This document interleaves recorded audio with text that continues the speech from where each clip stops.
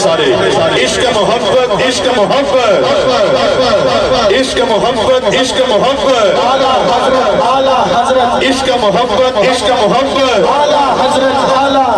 عشق محبت عشق محبت تاجدار ختم نبوت تاجدار ختم نبوت سیدی مرشدی ہماری آج کی اس غزل میں محترم المقام عزت مآب قابل صد احترام عظیم مذہبی سکالر حضرت علامہ مولانا پیر محمد اجمل رضا قادری صاحب دامت برکاتہ عالیہ قدسیہ تحریک اصلاح معاشرہ آپ تشریف لے کر آئے ریسکیو 1122 جی ٹی ایس چوک میں اس عظیم الشان روحانی محفل پاک کا اہتمام ہے تو میں تمام معززین کی جانب سے میں حضرت صاحب کو خوش آمدید کہتا ہوں آپ تشریف لے کر آئے انہی اشعار کے ساتھ لیکن رضا نے ختم سخن اس پہ کر دیا لیکن رضا نے ختم سخن اس پہ کر دیا خالق کا بندہ خلق کا آقا کہوں تجھے تشریف لائیں گے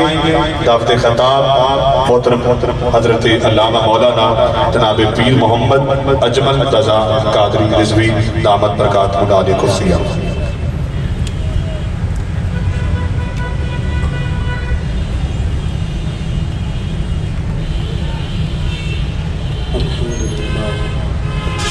الحمد لله الذي أطعمنا الحمد لله الذي ذي العزة والعلا والصلاة والسلام على سيد الأنبياء شمس الضحى بدر الدجى نور الهدى منبع الجود والعطاء أما بعد أعوذ بالله من الشيطان الرجيم بسم الله الرحمن الرحيم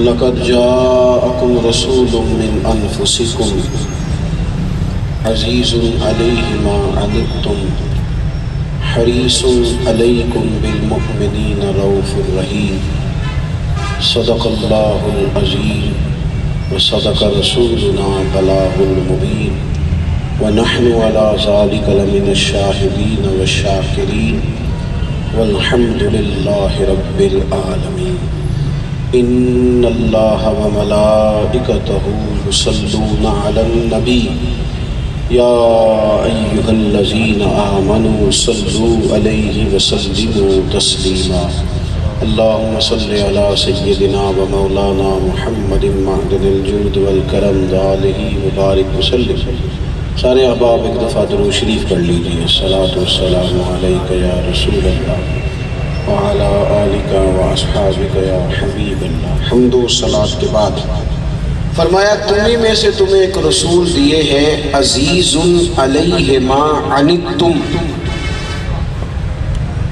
تمہارا مشکل میں پڑنا میرے نبی کو تکلیف دیتا ہے اے حضور کے غلاموں تم کبھی مشقت میں پڑو تمہیں کبھی کوئی تکلیف ہو تو یہ بات حضور پر گراں گزرتی ہے کیوں گراں گزرتی ہے کہ حریص علیکم وہ تمہاری بھلائی چاہنے میں جلدی کرتے ہیں توجہ ہے آپ کی میری بات پر وہ جلدی تمہیں تمہارا بھلا کرنا چاہتے ہیں وجہ یہ ہے کہ وبالمؤمنین رؤوف رحیم وہ مومنوں پہ رؤوف بھی ہیں اور رحیم بھی ہیں میں نے 5 باتیں عرض کرنی ہے آج میں نے ارادہ کیا ہے آپ سے 5 باتیں ایک تو نبی پاک علیہ السلام کی دل میں لوگوں کی خیر خواہی کا جذبہ اللہ نے ودیت کیا ہے محبوب کو بنایا اس طرح کا ہے کہ کوئی بندہ مشقت میں ہو تو حضور کو تکلیف ہوتی ہے نبی کریم لوگوں کے لیے آسانیاں کرنا چاہتے ہیں حضرت عائشہ صدیقہ رضی اللہ تعالیٰ عنہ فرماتی ہیں اگر حضور کو امت کے حق میں 2 چیزوں کا اختیار دیا جاتا نا کہ محبوب یا یہ قبول کر لیں یا یہ قبول کر لیں تو جو آسان ہوتی تھی حضور اسے قبول فرماتے تھے لوگوں کو آسانی مل جائے لوگوں پر کرم ہو جائے لوگوں کی تربیت ہو جائے لوگوں کی خیر خواہی ہو جائے یہ حضور کے دل میں جذبہ اور اتنا زیادہ جذبہ تھا کہ اللہ تعالیٰ نے ایک مقام پہ فرمایا طٰہٰ ما انزلنا علیک القرآن لتشقیٰ محبوب ہم نے کوئی قرآن اس لیے تو نازل نہیں کیا تھا کہ آپ مشقت میں پڑ جائیں آپ تو مشقت میں پڑ گئے، آپ نے تو بہت مشقت شروع کر دی۔ حضور کی خواہش تھی کہ سارے لوگ ان کی تربیت ہو جائے، اللہ والے بن جائیں، بلکہ کچھ لوگوں کے بارے میں اللہ نے حضور کو بتا دیا کہ یہ لوگ مسلمان نہیں ہوں گے۔ ان کے کفر کی وجہ سے رب ان پر اتنا ناراض ہو گیا ہے کہ ختم اللہ علی قلوبہم، اللہ نے ان کے دلوں پہ مہر لگا دی، یہ نہیں مسلمان ہوں گے۔ اللہ نے بتا دیا ابو لہب، ابو جہل، عتبہ، عتیبہ، شیبہ یہ مسلمان ہوں گے ہی نہیں، اور اجازت دے دی نبی پاک کو، کہا ان الذین کفروا سواء علیہم انذرتہم ام لم تنذرہم لا یؤمنون۔ محبوب جن کی قسمت میں کفر ہے نا، آپ انہیں ڈرائیں یا نہ ڈرائیں وہ ایمان نہیں لائیں گے۔ پکا ہو گیا؟ اللہ کرے آپ میری طرف زیادہ دیکھیں، موبائلوں کی طرف کم دیکھیں، آپ غور کریں میں کیا عرض کر رہا ہوں۔ بتا دیا کیا، جب یعنی کسی بندے کو اجازت مل جائے کہ تو چاہے ڈیوٹی پہ آ چاہے ڈیوٹی پہ نہ، اور وہ پھر بھی آئے، یہ خاصا مشکل کام ہوتا ہے۔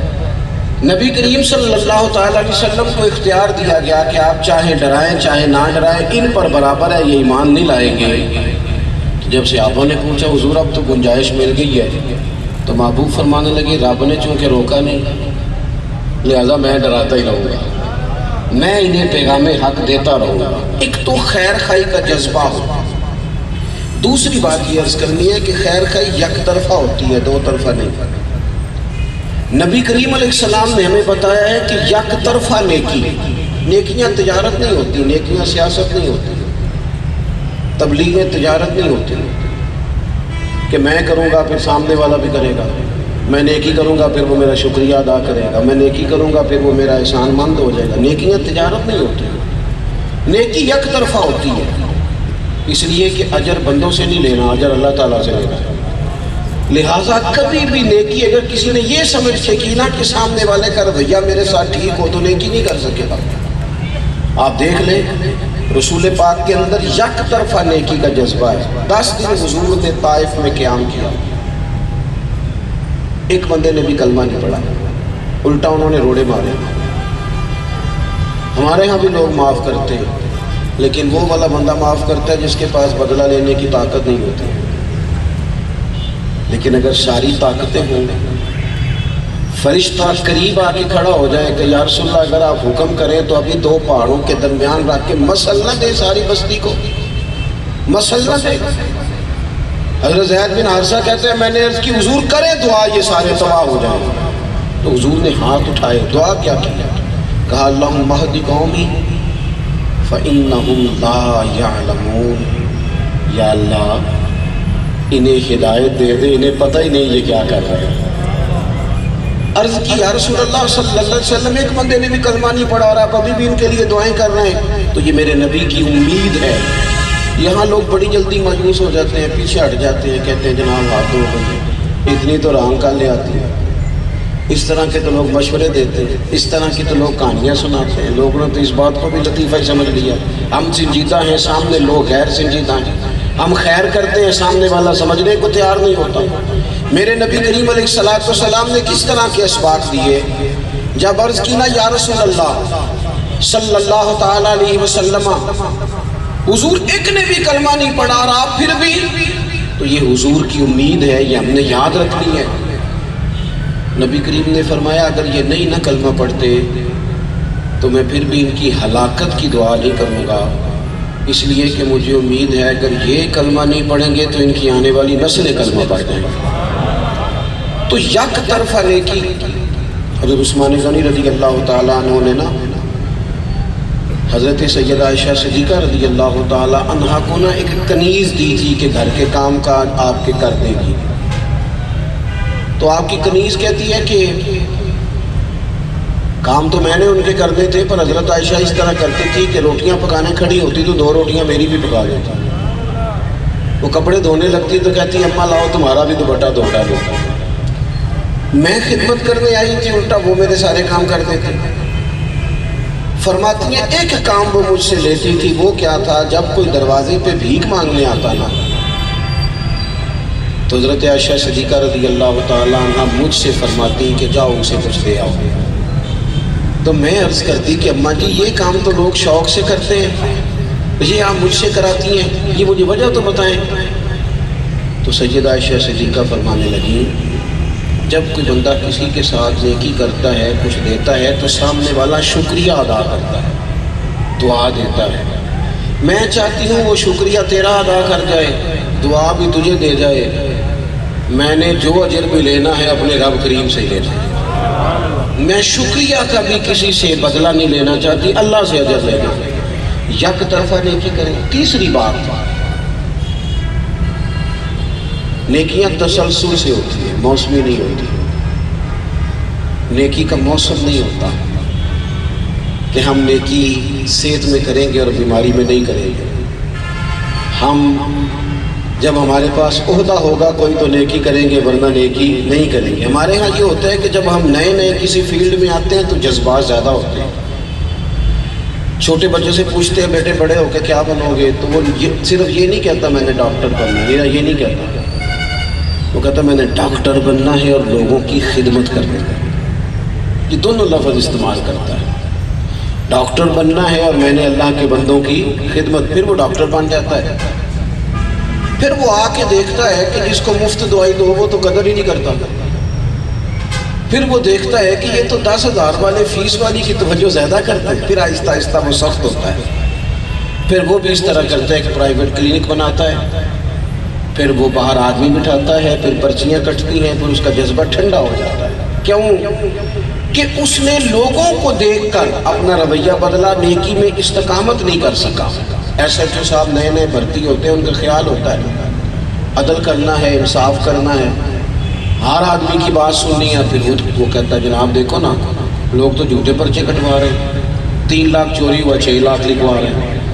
پھر اس کی طبیعت سخت ہو جاتی ہے۔ دین نے ہمیں یہ کہا ہے کہ تم نے چونکہ نیکی کرنی ہے اللہ رسول کے لیے، لہٰذا رد عمل کے طور پر بھی سخت نہیں ہونا۔ رد عمل کسی کا رویہ کسی طرح کا بھی ہو، جب ہمارا ذہن بن گیا ہے کہ ہم نے زندگی خدمت میں گزارنی ہے، پھر ہم نے بندے دیکھ کے اپنا رویہ بدلنا ہے۔ صحیح بخاری صحیح مسلم میں حدیث ہے، نبی کریم تشریف لا رہے تھے، حضرت ابو ہریرہ فرماتے ہیں حضور نے سرخ دھاری دار چادر کندھے پہ رکھی ہوئی تھی، پیچھے سے ایک شخص نے آ کے اس چادر کو کھینچا، اتنی زور سے کھینچا کہ حضور کی گردن پر نشان پڑ گیا۔ اور جب حضور نے پلٹ کے دیکھا تو پتہ کیا کہتا ہے؟ کہتا ہے میں بھکاری ہوں، کچھ خیرات لینے آیا تھا۔ یہاں جو دروازہ زور سے بجائے نہ اسے چڑکیاں ملتی ہیں، خیرات نہیں، میں تو خیرات لینے آیا تھا۔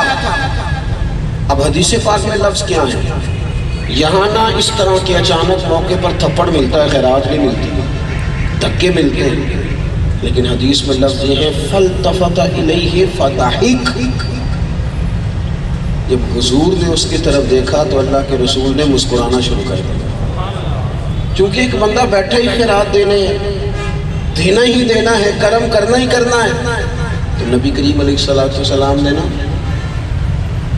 پتہ خیرات کتنی تھی؟ حضور نے فرمایا 2 پہاڑیوں کے درمیان جتنی بکریاں کھڑی ہیں ساری سے دے دو۔ وہ خیرات لے کے گیا اور گاؤں جا کے کہنے لگا سارے مدینے چلو، وہ تو اتنا دیتے ہیں کہ غربت کا ڈر بھی نکل جاتا ہے۔ رد عمل کے طور پر بھی کبھی سخت نہ ہو۔ کام کرنا ہے تو پھر ڈیوٹی کرنی ہے، کام کرنا ہے تو پھر ڈیوٹی کرنی ہے۔ لوگ گفتگو کرتے ہیں، جب زبان بندوں کو ملتی ہے تو پھر وہ باتیں کرنے کو ملتی ہے۔ لوگ کسی کو بھی اپنی باتوں سے مبرہ نہیں کرتے، باتیں ہو ہی جاتی ہیں، باتوں کا مزہ لینا چاہیے۔ باتوں کی 2 قسمیں ہوتی ہیں، کچھ لوگ باتوں کا بوجھ بنا کے کندھوں پہ رکھ لیتے ہیں تو جسم درد کرنے لگ جاتا ہے، اور کچھ باتوں کا پہاڑ بنا کے پیروں کے نیچے رکھ لیتے ہیں تو ان کا قد اونچا ہو جاتا ہے۔ اب یہ ہمارے ذمہ ہے کہ ہم نے بوجھ بنا کے کندھوں پہ رکھنا ہے یا پہاڑ بنا کے پیروں کے نیچے رکھنا ہے، دونوں طرح سے تجربہ کر لیں، رد عمل کے طور پر بھی سخت نہ ہو۔ چوتھی بات، لوگوں کو تعلیم کی ضرورت ہوتی ہے۔ ڈھیر سارے لوگ اس لیے چیزوں کو سمجھ نہیں پاتے کہ وہ تعلیم یافتہ نہیں ہوتے۔ بچے کو پتہ نہیں ہوتا کتاب اور پتھر کے فرق کا، لہذا وہ کتاب والے کے ساتھ بھی وہی رویہ کرتا ہے. اگر کبھی کوئی ایسا معاملہ ہو تو لوگوں کو تعلیم دینے کی کوشش کی جائے، لوگوں کو قائل کیا جائے، لوگوں کو سمجھایا جائے. کسی کو ادب سکھانے کے بعد اگر وہ ادب نہ کرے پھر تو بے ادب کہا جا سکتا ہے، لیکن ادب سکھایا ہی نہیں، پہلے بے ادب کہہ دیا ہے. میں اکثر دوستوں سے کہتا ہوں کہ ایک تو ہے نا کہ میں رات کو اپنی مسجد میں کلاس لگاؤں کہ جس کو جنازہ نہیں آتا وہ آئے اور مجھ سے آ کے سیکھ لے. ایک تو وہ میں نے کلاس لگائی، اب لوگ نہیں آئے تو میری تنقید بنتی ہے. ایک یہ ہے کہ میں نے تقریر رٹی ہوئی ہے، میں نے کسی کو دعوت نہیں دی کہ آؤ سیکھ لو، لیکن ویسے میں جنازہ پڑھانے کھڑا ہوتا ہوں تو میں تنقید کر دیتا ہوں، دیکھو جی لوگوں کو تو جنازہ ہی نہیں آتا.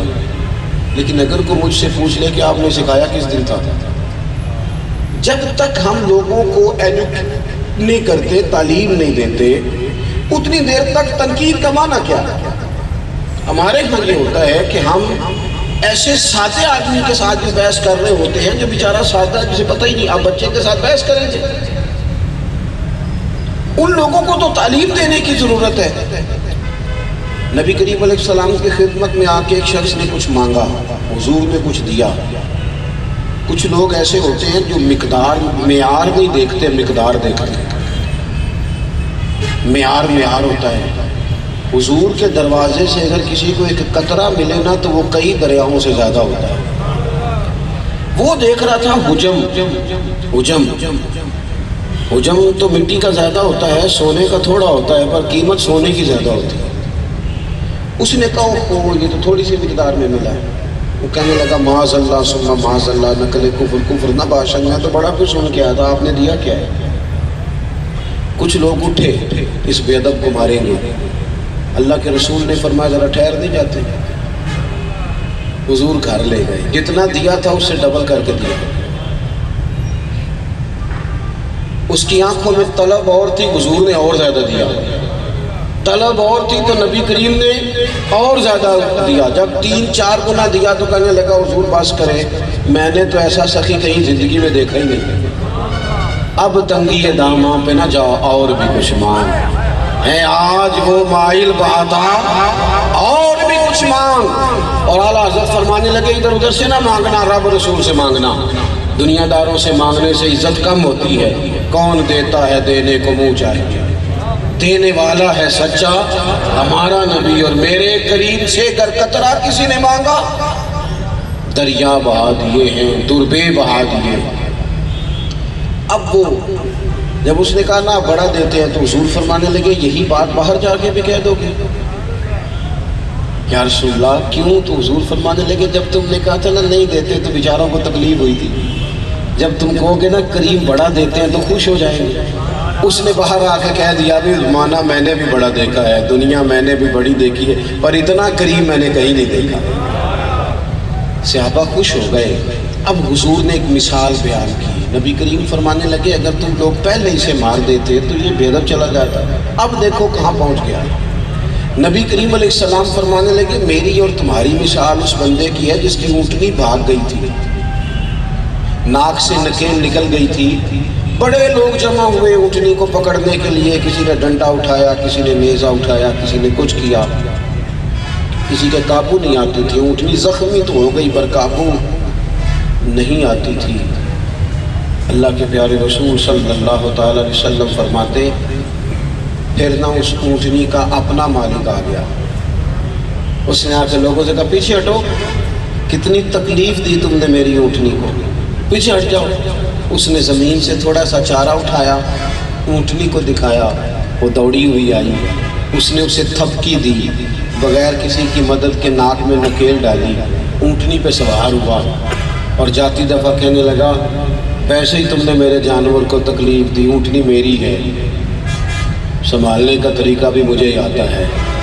گویا حضور فرمانے لگے امت میری ہے، اسے کس طرح سنبھالنا ہے یہ طریقہ بھی اللہ نے مجھے ہی عطا فرمایا ہے. یہ میرے ہیں، مجھے پتا ہے مجھے کس طرح ان کو سنبھالنا ہے. 5ویں اور آخری بات، زندگی میں جب انسان کوئی عمل کرتا ہے نا، سنیں جی اللہ جزاک، تو کچھ کام نہ اسے خدمت سمجھ کے کرنے چاہیے اور کچھ ایثار سمجھ کے کرنے چاہیے۔ ایثار کا مطلب یہ ہوتا ہے کہ آپ کو ضرورت ہے پر آپ دوسرے پر قربانی دے رہے ہیں۔ یہ امت مسلمہ کا ایک بڑا جذبہ ہے۔ جو دنیا میں قومیں بڑی ہوتی ہیں نا، اچھا ہمیشہ کارکنوں کی قربانیاں، نام لیڈروں کے آتے ہیں، لیڈروں کے، مثلاً تصویر میری آئے گی کیونکہ اب میں بیٹھا ہوں نا جی، فوٹو میری آئے گی، لیکن جو بیچارے صبح سے یہاں کام کر رہے ہیں، کسی نے کرسیاں بچھائی ہیں، کسی نے کچھ کیا ہے، اصل تو ڈیوٹی انہوں نے کی ہے، ماں بدولت تو آئے اعزاز کے ساتھ نعروں کے گونج میں نکل گئے، لیکن پیچھے جو خون ہوتا ہے وہ ہمیشہ کارکنوں کا ہوتا ہے۔ جو بڑے لوگ ہوتے ہیں وہ بڑی تربیت کرتے ہیں، وہ بڑا قائل کرتے ہیں، وہ سمجھاتے ہیں، لیکن نیچے تک خدمات ہوتی ہیں۔ قربانی جو ہوتی ہے نا، قربانی اسلام کی جنگ میں سب سے پہلے جو خون دیا تھا نا، وہ ان 14 لوگوں نے دیا تھا جو بدر میں شہید ہوئے تھے۔ میں گارنٹی سے کہتا ہوں کہ آپ ان 14 لوگوں کے نام نہیں بتا سکتے، وہ تو چلو دور رہ گئے۔ 1,24,000 کم و بیش نبی آئے، ہمیں نام آتے ہیں سب کے۔ پیغمبر اگر نام بناتے تو کام نہیں ہوتا تھا، کام کیا چلے گئے۔ زندگی میں اگر بندہ اس چکر میں پڑ جائے نا کہ نام بھی ہو، کوئی تختی بھی ہو، کوئی شہرت بھی ہو، پھر کام نہیں ہوتا۔ قربانی کا جب جذبہ ہو نا، قربانی کا، ایثار کا، پھر انسان کچھ کر جاتا ہے۔ یعنی تھوڑی سی بندہ خود تکلیف برداشت کر لے اور اپنے ساتھی کو تھوڑی آسانی دے دے، اور اگر دوڑ لگ جائے نا کہ میں تو کل بھی تھا، میں تو پرسوں بھی تھا، میں تو ترسوں بھی تھا، تو پھر وہ خدمت کے جذبات کی بجائے جب اپنا کام بندے کو تکلیف دینے لگ جاتا ہے، پھر وہ کام تھکاتا بھی جلدی ہے، بندہ اکتا بھی جلدی جاتا ہے۔ اور اگر اس کا مزہ لگ جائے نا، اگر اس کا ذائقہ لگ جائے، ایک جنگ کے موقع پر نبی پاک نے کہا تھا حضرت مولا علی سے، صرف ایک موقع پر، کہ آپ پیچھے رہ جائیں، کیونکہ حضور جب جاتے تھے تو کسی نہ کسی کو نائب بنا کے جاتے تھے۔ ایک موقع پہ مولا علی سے کہا آپ نے نہیں جانا، آپ نے مدینے میں میری نیابت کرنی ہے، ایک موقع پر۔ تو حضرت علی جیسا سیاںا بندہ، مولا علی رو پڑے، کہنے لگے حضور میں میدان کا آدمی ہوں، آپ مجھے عورتوں اور بچوں کے پاس چھوڑ کے جا رہے ہیں، میری تلوار کو تو زنگ لگ گیا ہے، مہربانی کریں، دیواریں ہلتی رہتی ہیں اور در کانپ جاتا ہے، علی کا نام سن کے اب بھی خیبر کانپ جاتا ہے۔ فرمایا میرا جذبہ، میرا شوق، میری قربانی، میرا ایثار، حضور میں نہیں بیٹھ سکتا، مجھے جانا ہے۔ جب تک قومیں آگے بڑھنے کا جذبہ رکھتی ہیں نا، جب تک ان کے اندر طاقت ہوتی ہے نا، جب شعور، بدر کی رات ابو جہل نے جاسوس بھیجے، اس وقت جاسوسی آسان تھی، آج کل تو ہر محکمے کی وردی ہوتی ہے نا، جیسے ماشاءاللہ آپ بڑے خوبصورت لگ رہے ہیں سارے، ہر محکمے کی وردی ہوتی ہے، اور مختلف علاقوں کی جو فوج ہے ان کی بھی الگ الگ وردی۔ اس زمانے میں کوئی ایسا سلسلہ نہیں تھا، جاسوسی آسان تھی، کوئی بندہ بھی گھس جاتا تھا تو پہچانا نہیں جا سکتا تھا۔ ابو جہل نے جاسوس بھیجا، کا پتہ کر کے آؤ کتنے لوگ ہیں۔ واپس جا کے اس نے کہا جناب اب وہ 1000 تھے کفار، اور ایک ایک بندے کے پاس 3 قسم کا اسلحہ، نیزہ بھی ہاتھ میں ہے، تلوار بھی ہے، تیر بھی ہے، 3 قسم کا اسلحہ۔ اور یہاں کیا حال تھا، 313 لوگ، اور کل کے پاس 6 زرہیں اور 8 تلواریں، اور سواری کا یہ حال کہ ایک ایک گھوڑے پہ 3 لوگ بیٹھتے، ایک پیدل چلتا، 2 بیٹھتے، 2 پیدل چلتے، ایک چلتا، 3 سواری اور 3 سواریاں اور 1 سواری ان کے پاس سفر کرنے کو۔ ابو جہل کا وہ جاسوس جا کے کہنے لگا کہ 313 بندے، اسلحہ ہے کوئی نہیں، ان میں بھی کچھ بچے ہیں، کچھ بوڑھے، اتنا سا معاملہ ہے۔ ابو جہل نے پوری بات بھی نہیں سنی، کہنے لگا چلو پھر لڑنا کیا ہے، ان کو نہ گھوڑے اور اونٹوں کی پشتوں پہ صبح باندھ لیں گے، مکے لے چلیں گے، وہاں جا کے دیکھیں گے ان کے ساتھ کیا کرنا ہے۔ وہ جاسوس کہنے لگا ٹھہر تو جا، بات تو پوری سن لے، بندے 313 ہیں، پر میں جس کے پاس سے گزرا ہوں وہ دعا مانگ رہا تھا، یا اللہ پہلے مجھے شہادت دینا، پہلے میرا نمبر لگے۔ ان کا جذبہ، ان کا ولولہ، ایک بھی واپس نہیں جانا چاہتا، ایک بھی۔ اور حالت ان کی یہ ہے کہ مصلوں میں سجدوں میں گر کے رو کے کہتے تھے مالک پہلے میرا نمبر لگے، میرا نمبر لگے۔ جب جذبات اس عروج پہ ہونا پھر کام تھکاتا نہیں۔ میں سارا دن میرا گاڑی میں رات کو میر پور تھا، ابھی آپ کے پاس، ابھی میں یہاں سے ملتان جاؤں گا۔ میں رات کو بڑی بھی دیر سے گھر جاؤں تو میرے گھر والے کہتے ہیں آپ نے کبھی کہا نہیں آپ تھک گئے؟ تو میں کہتا ہوں میں نہیں نہ چاہتا میرے بچے کہیں کہ ہم نے نہیں دین پڑھنا، جی ہمارا ابا بڑا مشکل کام کر رہا ہے، ہم نے نہیں کرتا۔ ہم اپنے کام کی جب تعریف نہیں نہ کرتے، اپنے کام سے اکتائے رہتے ہیں، تو ہمارے بچے کہتے ہیں ہم نے یہ والا نہیں کرنا کیونکہ مشکل کام ہے۔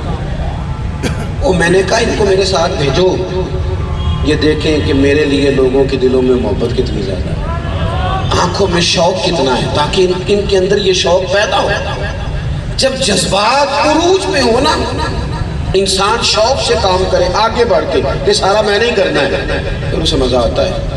اور اگر کوئی شخص کہے کہ نہیں مطلب میری کسی طریقے جان چھوٹے، کسی دوسرے کے ذمہ لگ جائے، کام تو پھر بھی ہو جائے گا لیکن اس میں نا سرور نہیں رہتا، کیف نہیں رہتا، جذبہ نہیں رہتا۔ بس میں بات ختم کرنے لگا ہوں۔ جنگ احد کے موقع پر 2 صحابہ رات کو، حضرت سعد بن معاذ اور حضرت عبداللہ بن جہش رضی اللہ، حضرت سعد بن ابی وقاص اور حضرت عبداللہ بن جہش دونوں دعا مانگ رہے ہیں۔ حضرت عبداللہ بن جہش کہنے لگے یار آنا ایک دعا نہ مانگ لے، صبح جنگ ہونی ہے، پتہ نہیں نتیجہ کیا نکلے گا، اب مانگ لو۔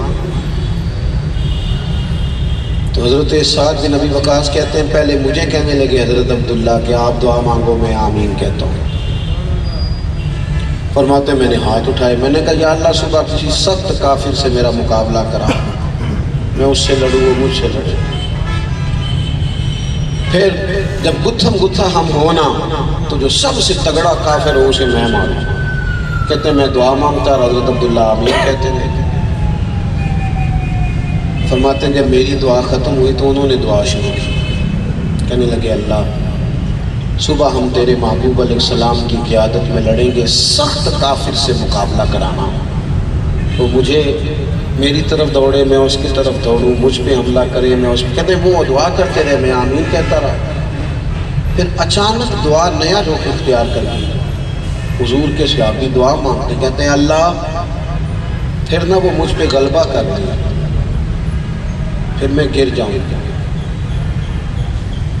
پھر وہ میری گردن کاٹ ڈالے۔ کہتے ہیں میری آمین رک گئی۔ میں نے کہا یہ کیا کہہ رہے ہو؟ کہنے لگے تیری دفعہ میں چپ کیا تھا، کہنا آمین۔ کہتے ہیں میں آمین آمین کہنے لگا، پھر وہ کہنے لگے مالک پھر نہ وہ کافر مجھے تیرے رستے میں شہید کر دے، اور شہید کر کے پھر وہ میری ناک کاٹ دے، کان کاٹ دے، وجود کے ٹکڑے ٹکڑے کر دے۔ کہتے ہیں میں تڑپ گیا، رو پڑا۔ پھر حضرت عبداللہ بن جہش کہنے لگے اے اللہ قیامت کے دن نا جب میں ان کٹے ہوئے وجود کے ساتھ، کان ناک ہاتھوں کے ساتھ تیری بارگاہ میں آؤں تو پھر تو مجھ سے پوچھے کہ تیرا تو کوئی ذاتی جھگڑا ہی نہیں تھا، تیرا تو کوئی ذاتی فائدہ ہی نہیں تھا، تیرا تو کوئی یہ تیرا حال کیسے ہوا؟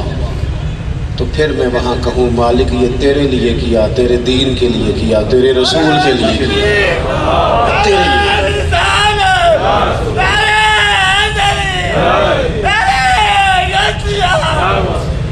فرمایا میری یہ خواہش ہے کہ مالک کچھ نہیں چاہیے، بس تو ایک دفعہ کہہ دے کہ میرا عبداللہ سچ کہتا ہے، یہ ٹھیک کہتا ہے، میرے لیے اس کا یہ۔ جب جذبات اس رنگ کے ہوتے ہیں نا پھر تو میرے بھائی ڈیوٹیاں 24 کے 48 گھنٹوں کی بھی ہوں تو وہ لطف دیتی ہیں، پھر وہ ذائقہ دوبالا رہتا ہے، پھر انسان اپنے کام کو اس طرح کرتا ہے کہ وہ کام اس کا شوق بن جاتا ہے، اس کا کام اس کے لیے درجہ عبادت اختیار کر جاتا ہے۔ آپ اس محکمے سے تعلق رکھتے ہیں جن کے لیے میں نے غریب لوگوں کو دعائیں کرتے دیکھا، آپ اس محکمے سے تعلق رکھتے ہیں جس کے بارے میں میں نے روتے روتے لوگوں کو کہتے دیکھا ہے پلا ہوئے انہوں دا جڑے آوے سن۔ وہ گاڑیاں جو صرف اس کام کے لیے رہ گئی تھی کہ سیاستدانوں کی تصویریں لگیں گی اور جلسوں میں جائیں گی، وہ نکلا نہیں کرتی تھی۔ لوگوں نے تو گراج ہی نئی جگہوں پہ بنا لیے تھے تاکہ پتہ ہی نہ چلے کہ ماں بدولت کے ہاں بھی گاڑی ہے۔ آپ جب سفر کرتے ہو تو یہ مت سمجھنا کہ گھر میں بیٹھی ایک ماں آپ کے لیے دعا کرتی ہے، ڈھیر ساری مائیں ہیں جو آپ کے لیے دعا کرتی ہے۔ جب کسی گھر سے مریض اٹھا کے لے جاتے ہو نا تو یہ مت سمجھنا کہ کوئی ایک ہوتا ہے آپ کو شاباشی دینے والا۔